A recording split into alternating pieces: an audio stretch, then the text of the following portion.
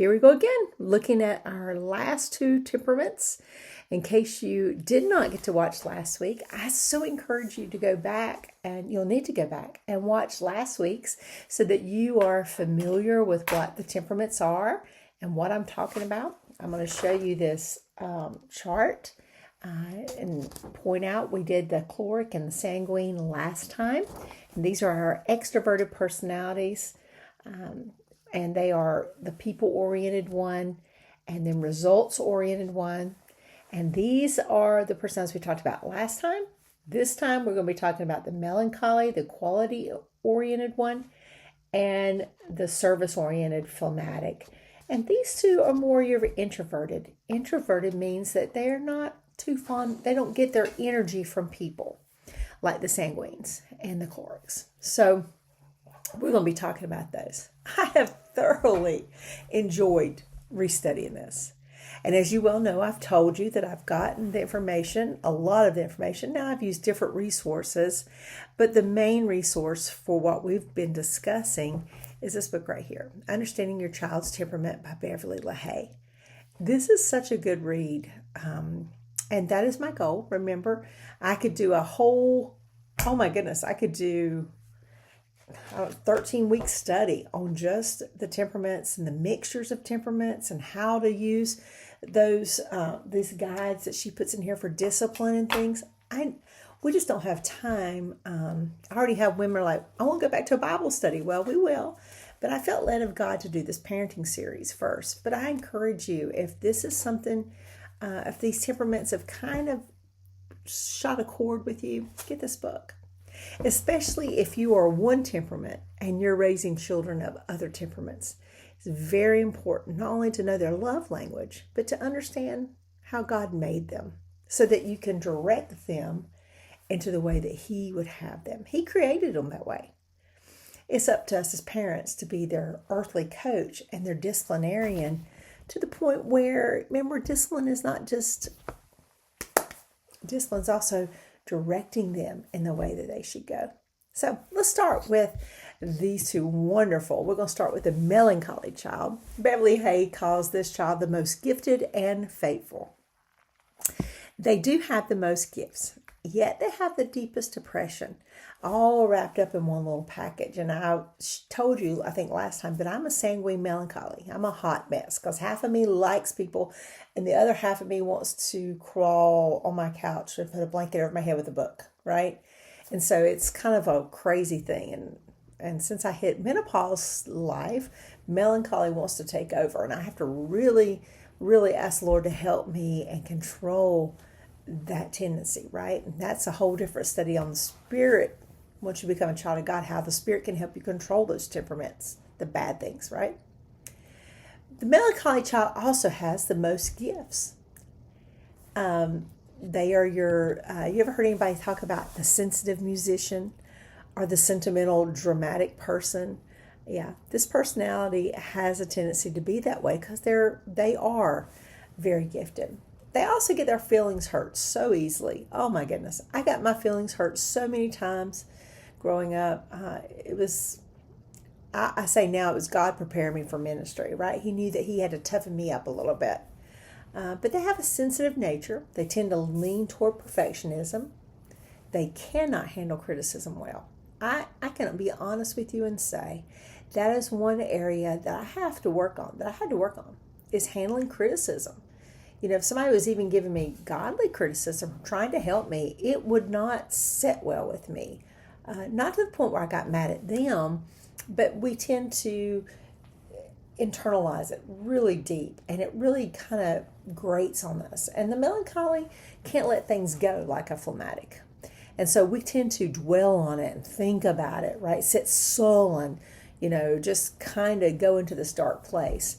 And it's hard, right? So know that if you have a melancholy child, they have to learn to face their consequences. These are the kids who like blaming other people for their misalignment, like my imaginary friend did it.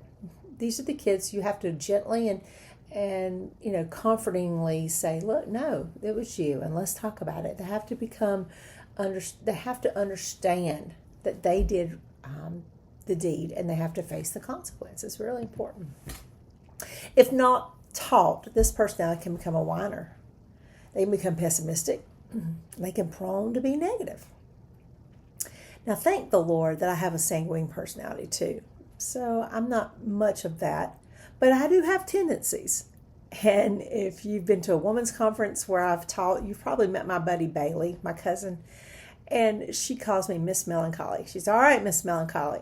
And it kind of helps me get back in there because you go melancholy really quick because we tend to become, it's almost like the negativity just hits us, right? One of the things in the book, and this is sort of the things, type of items that are in the book to help you with discipline, is when you see that your child is a melancholy and they tend to be going toward the negativity, pessimistic way of thinking, we can retrain our minds. Matter of fact, in the Bible it says to put off and put on, right? And so when they start that, say no. For every negative, you have to say a positive thing to combat that negative and something that you're thankful for. And just keep moving their mind to the positive, to the thankful, to the positive, to the thankful. Because negativism, however you will say that, is a habit. But you can overcome bad habits, right? Even though this type of kid is the most gifted, they don't recognize that at all in them. They don't recognize their giftedness. They're more prone to be insecure and very I don't know what that word just left me, but self-focused on what they've done wrong. They can't see their gifts. And as a parent, we have to help them with that. Their personality type is more prone to get addicted to things that will alter their mood. If they're a strong melancholy, you have to really watch them. If their grades start falling, because usually these kids have high IQs, they have good grades. They want to get things done, get it done with quality, and if their grades start slipping and their personality starts changing, you better check on them, because these are the personality types Beverly LaHaye says in her book, and I've read in other sources, teen counseling books, that tend to be drawn to alcohol abuse, drug abuse, and those kind of things. So you have to really watch them carefully, because they are so into self and their moods, and they're looking for something to take that away from them. That's why it's really important to get Jesus in them young and have them focus on Him, right? Because if you're always examining and dissecting yourself, you're thinking too much of yourself, and that's not good. So you need to have them focusing on Jesus and really get that kind of changed. They can be moody, but they can also be revengeful. I love telling stories about my kids. So my Becca has melancholy tendencies. And I'll never forget one day opening up Caleb's door, and she was mad at Caleb about something, and they were little. She was probably around 7 or 8 at the time. And she had scissors, and she was cutting his bedspread. She was getting back at him. She was showing him revenge now, right? So they're very, you have to watch them, because they sit back and they're moody and they watch things, but they're thinking, how can I get back at that person? Whereas sanguine blows up angry and then forgets it, right? A cleric's just going to get angry and then get it done. A phlegmatic most of the time is just going to let it go. But a melancholy, they're going to brew about it. I know I do. That's something I have to take to the Lord all the time. If somebody's done, my husband in particular, it's usually when they do something wrong or say something or are mean to one of my children or my husband, right? And I have to really think about, Lord, help me to overcome these feelings. I'll give it to you. The battle's not mine, it's yours. I really have to think upon that. And so that is something that's within them. So we need to help them to focus on their strengths, and praying that God gets a hold of them is very important. Let's talk about some of the positive things about a melancholy. We've been tearing these poor little kids down. Let's talk about their positive, because they have a lot of positives. One thing is they're a faithful friend. They were faithful to the end. They will be the one that will fight with you to the end. I talk about Rebecca. You wanted her on your team. If you were going to do a snowball fight, you wanted Rebecca, right? Because she was going to be there until it was over. And she had enough competitiveness in her, and the melancholy in her, and chloric in her, that she was going, y'all were going to win. And so if you're on her team, you better buckle up because you're going to win that fight. And it was just so funny to watch because, some other kids that's not really competitive be like, okay, whatever, right? Because I'm the melancholy, but I'm not competitive. And so I would be like, oh, okay, I'm going in and drink me some hot chocolate. The sanguine in me would be like, let's all go in and have play a game or something, right? Be friends. But they are faithful. They will stick with you to the end, through the tough times, through the hard times. They are a faithful friend. They're self-sacrificing. They're going to sacrifice themselves to get the job done right. They have high standards of excellence. It makes them great employees. I'm so glad that Becca is a nurse because melancholies make great nurses. They are sensitive to people. They have that high standard of excellence to make sure the medicines and everything's done correctly. That's what you want, right? They're hounds for detail. They usually have high IQs. They're very smart. They're naturally gifted in the fine arts. They're very creative thinkers. Now, I don't know what happened to the high IQ for me anyway, but I can tell you my kids that are melancholy or have melancholy do seem to have high IQs. And they're naturally gifted in things. All my kids are smart. God bless me. They take after their dad. Thank the Lord. But I think that that's very interesting when you take it and you look at them. And I ask, why do you think the more melancholy kid has that higher IQ? I think it's because they sit around and they think things. They watch things and they're thinking through things more than the sanguine who's like, everywhere. And the chloric who's already, moving forward without thinking things through. I don't know. Now, let's look at our patient and easygoing phlegmatic. This is one temperament that I have none. I literally have none. If I have any phlegmatic in me, it's given by the Holy Spirit to help me deal with everything else in my life. Because naturally, I have none. I'm just being honest with you. But I have a child that has quite a bit of this. And restudying this, I just got tickled because he's a phlegmatic chloric with some melancholy in him. No sanguine at all. So my sanguineness got on his nerves and all his moody got on mine. And forever we missed each other. And he's my youngest, he's Sam. But I love studying this because I got tickled at some of these things. Now, usually they're the easiest child to raise. And he was very easy baby. He was my best baby. Naturally quiet, easygoing, very calm, the contented, happy just being there. I could literally set him in a playpen while I was homeschooling my other three, and he was fine. He would just sit there and play and just be content. I didn't have to worry about him getting anything. He just was good. Now, there was the day that he did get into the maple syrup, and he had squirted all over the carpet. That was a nightmare of a day. But usually he was very calm in that way. Now, usually not Sam, because he talked early, and I think that's because of Rebecca talking to him all the time. But usually phlegmatics, I think about my grandbabies that are tending to be more phlegmatic. They usually talk slow. They're slow to talk, and they're slower to walk. Not because they're not intelligent. It's just they're not expressive. They're a spectator of life, and they like being a spectator of life. They like watching TV. These are the kids, you have to be careful because they're TV movie kids. You start putting on TV for them, and they're going to be drawn into that story. And yeah, it could be dangerous because they can get addicted to that, right? But they don't talk. Usually, especially because they're so slow, phlegmatic people are so slow to do things. They come across as slow and lazy that before they can think to get it out, they have a chloric sibling or a mom or dad that's already answered for them. They don't have to, right? My Caleb has phlegmatic in him. And he also was a very good baby and loved life. He was sanguine phlegmatic, so he loved everybody. And Bible college, he was a baby at Bible college, and I can remember them passing him through the chapel and him laughing, and he just loved all the attention. But he didn't talk. He said the word apple, That was one of his first words, which was odd. But the school where we went, Fruitland, it was in the middle of an apple orchard, literally. And so we could walk through the apple orchard. So he learned quickly apple. Other than mama, daddy, he just didn't really talk. And I was worried about him. Like I had took him to the doctor and I was like, what's wrong with him? And they're like, he's fine. Everything seems fine. He'll talk when he wants to. I mean, he'll talk when he can.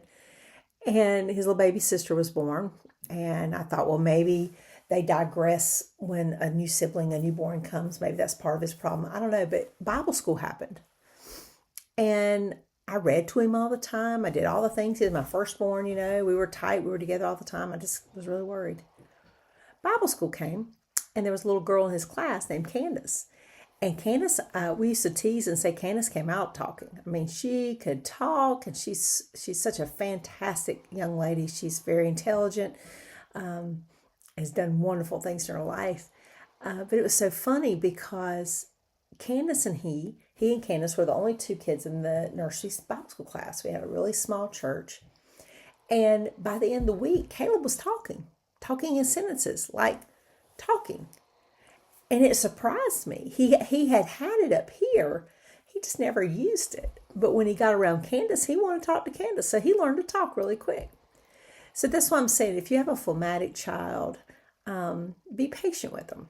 It could be that they're just being slow. They may know it here. They're just not getting it out. Give them an opportunity to think about it.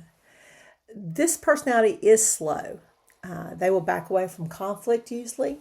But the funny thing about that in the spirit-controlled temperaments of Tim LaHaye, it talks about how this personality makes the best managers because they're really good mediators, because they do step back and look at the situation and they can stay calm. They're not like real hot-tempered like the choleric or flighty like the sanguine or moody like the melancholy. They're calm and they can assess. So they make good mediators as they're getting older. But when they're young,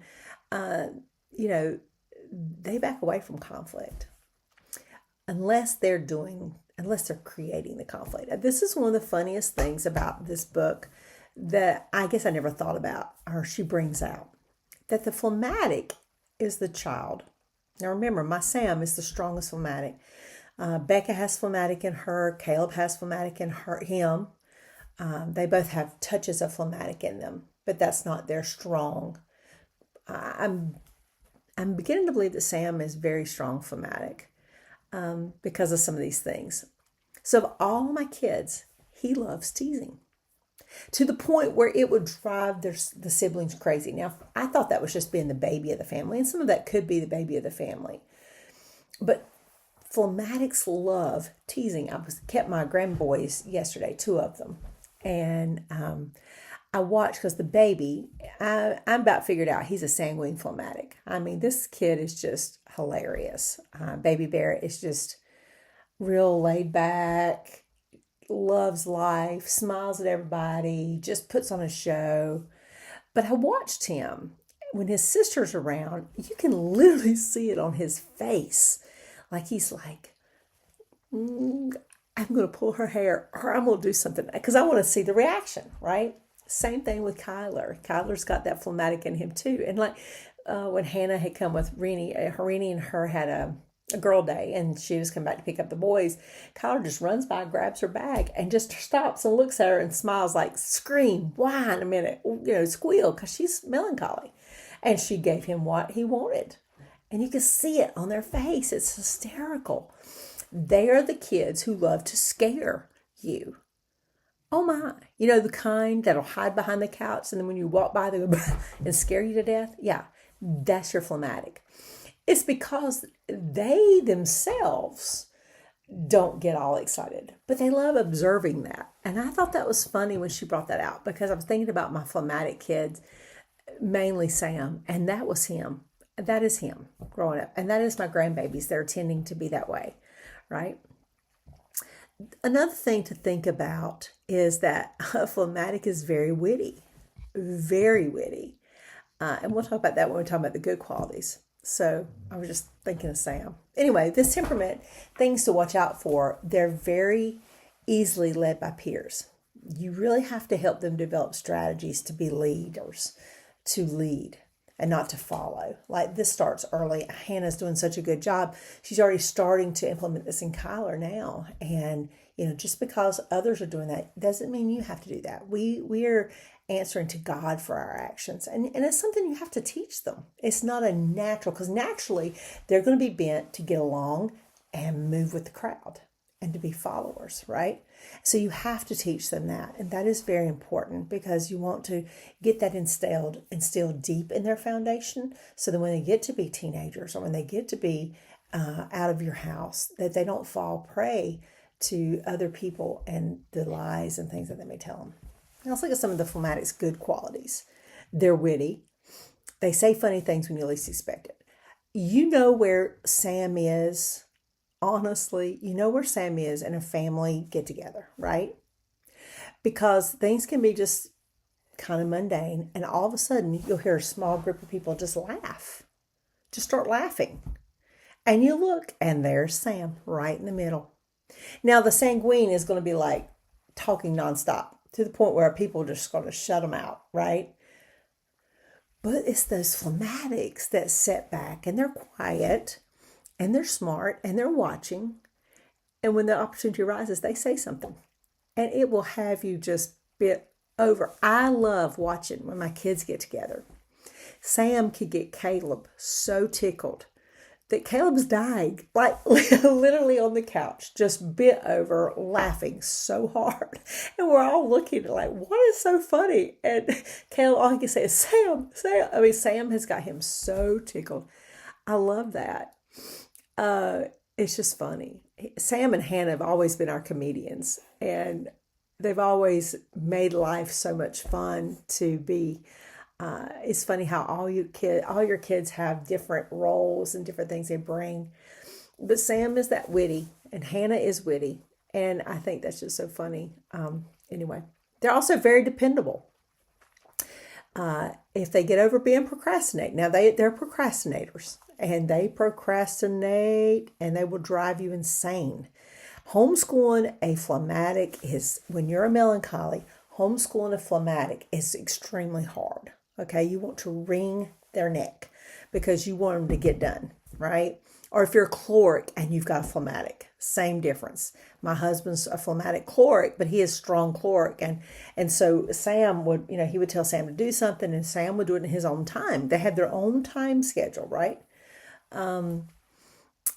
They have to learn to fight that procrastination, but they are very dependable. They fulfill their obligations. Even though they're seen as lazy and slow and stubborn and be indecisive, they can never make up their minds, usually. They do come through, and they have some great qualities. I think the biggest thing is all these personality types have strengths and they have weaknesses. And if you want to really dive into the strengths and weaknesses, I'm reaching to get this book, then you want this one. The Spirit-Controlled Temperament by Tim LaHaye. That's the husband of Beverly LaHaye, right? But this one really goes into, if you have older students and older kids, and you want to help them to understand why they act the way they act and how they can control that. I taught this study in Bible school to our junior hires. It's been several years ago because most of them are getting married or married. It's when Sam was in junior high, so it's been a while. But I remember their faces, and I remember them realizing, wow. Actually, I taught it a couple years ago too, and I just remember that again. And every time I've taught this, it's kind of been enlightening to them to understand this is why they act the way they do. Now, they don't have to act that way, because if they're a child of God, the Holy Spirit inside of them can help them overcome. And that's why I want to leave you with this verse. 2 Corinthians 12:9, it says, and he said unto me, my grace, let's just stop there. My grace is sufficient for thee. You probably can finish this verse. It's one of those great verses. My grace is sufficient in thee, for my strength is made perfect in what, guys? Weakness. My strength is made perfect in weakness. I'm so glad that God can take my weaknesses, and he can take the things that I do wrong. I think about all the mistakes I made with my kids, and I pray, God, take my mistakes and turn them into your victories. But in my weakness, My strength is made perfect in weakness. Most gladly, therefore, will I rather glory in my infirmities, that the power of Christ may rest upon me. 2 Corinthians 12:9. My grace is sufficient, for my strength is made perfect in weakness. If we can just teach our kids that God's grace, no matter what we are, God made us the way we are for a purpose. We have to learn to walk in the Spirit and let the fruit of the Spirit come shining through us to be what God wants us to be. Lord willing, the next time we're going to talk about life words. The Tree of Life series and Growing Kids God's Way talks a lot about those life words. Now, we're going to hit that next, or we're going to hit how to start praying for your kids. They're both coming. I'm just not sure what order. But anyway, thanks for for watching, for your encouragement. And I hope you have a great day and just walk in the Lord and know that His grace is sufficient in our weakness. Amen. Right? Bye.